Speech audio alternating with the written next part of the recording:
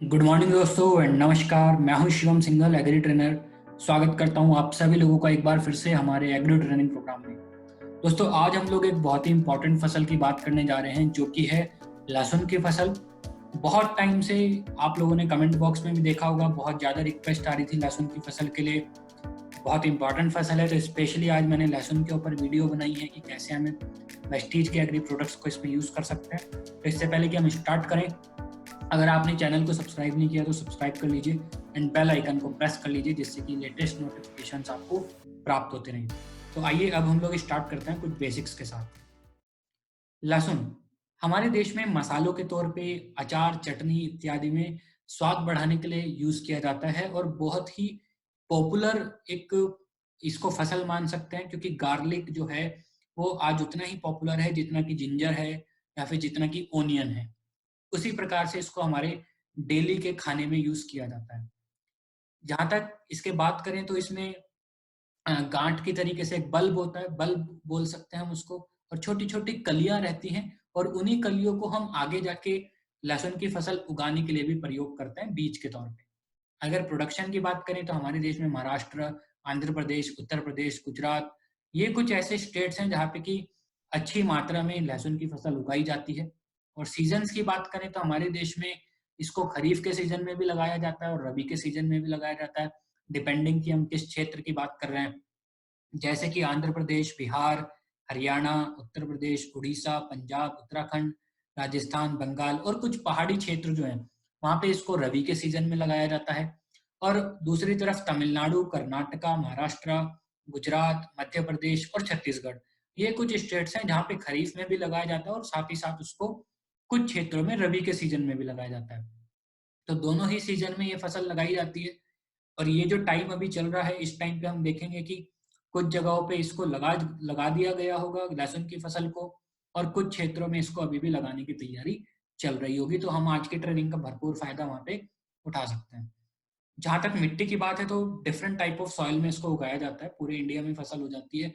और ज़्यादा अच्छा रहता है कि मिट्टी में नेचुरल ड्रेनेज अच्छा रहे, निकासी की व्यवस्था अच्छी हो, क्योंकि जमीन के नीचे फसल होती है तो पानी रुकना नहीं चाहिए। और एसिडिक और अल्कलाइन सॉइल्स के प्रति ये फसल सेंसिटिव है। तो इसका पीएच रेंज 6 से 8 या 7 साढ़े 7 तक अगर रहे तो बहुत ही बढ़िया रहता है, फसल की पैदावार वहाँ पे अच्छी आ जाती है। अब हम वेस्टीज के प्रोडक्ट्स की अगर बात करें तो स्टेप नंबर 1 से हम स्टार्ट करते हैं। जब खेत को तैयार किया जाता है उस समय पे हम सॉइल एप्लीकेशन में, या कह सकते हैं बेसल एप्लीकेशन में यूज कर सकते हैं। और बेसल एप्लीकेशन में अगर हमें यूज करना है तो एग्री ह्यूमिक ग्रैनुअल एंड एग्री 82 सबसे अच्छे प्रोडक्ट रहता है लहसुन की फसल में।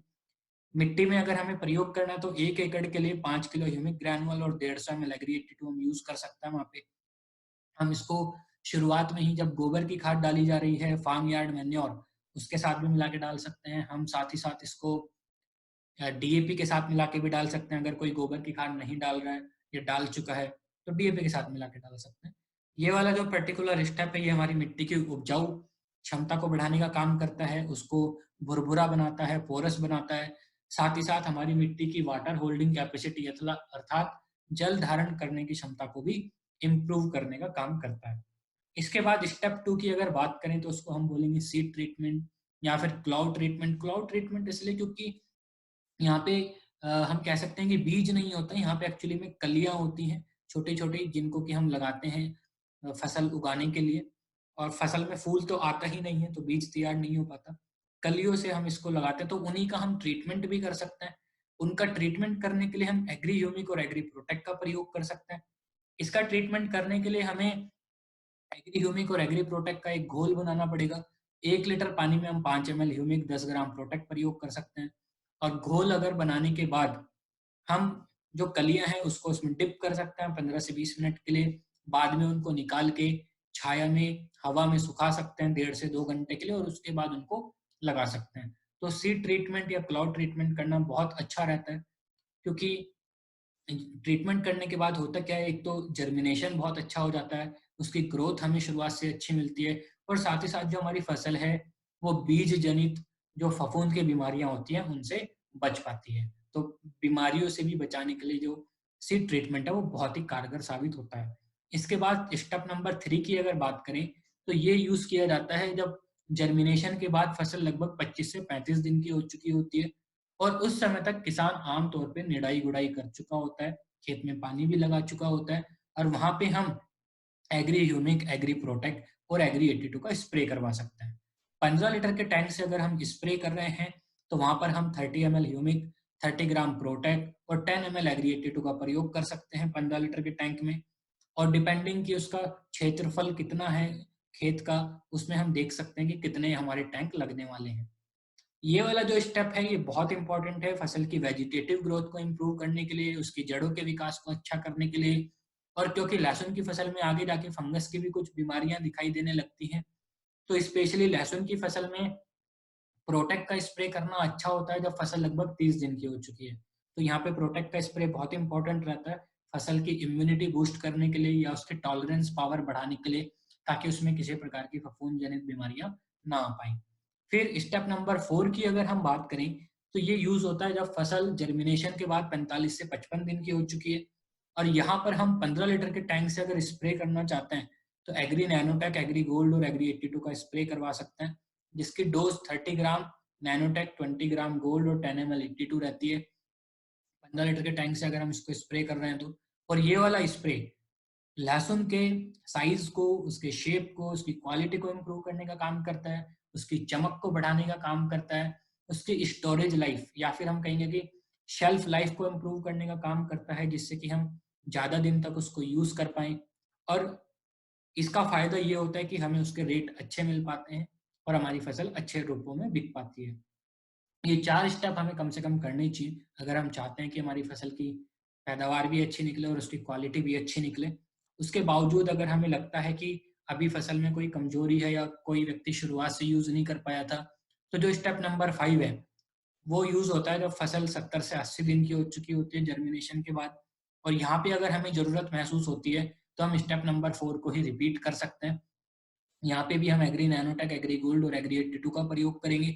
15 लीटर के टैंक के लिए हम 30 ग्राम नैनोटेक, 20 ग्राम गोल्ड और 10 ml 82 स्प्रे में प्रयोग कर सकते हैं। और जैसे हमने स्टेप 4 में बोला था कि ये वाला जो स्प्रे है ये लहसुन के साइज, शेप, क्वालिटी, उसकी शेल्फ लाइफ, स्टोरेज लाइफ, चमक को इम्प्रूव करने का काम करता है, जिससे कि हमें उसका वैल्यू या रेट अच्छा प्राप्त हो सके। तो ये 5 स्टेप दोस्तों हम लोगों ने समझे। इनमें से मैंने आपको बताया कि 4 तो हमें एटलीस्ट करने ही चाहिए, जरूरत पड़ने पे हमें 5वां भी करना चाहिए। ये सब जो स्टेप्स मैंने बताए हैं, इनको बताने का पर्पज यही रहता है कि आप ये समझ पाएं कि जो वेस्टीज के एग्री प्रोडक्ट्स हैं उनमें से कौन से प्रोडक्ट को किस स्टेज पे यूज किया जाता है। अर्थात नैनोटेक यूज करना है तो कौन सी स्टेज पे यूज करना है, गोल्ड करना है तो कब करना है, ह्यूमिक करना है तो कब करना है।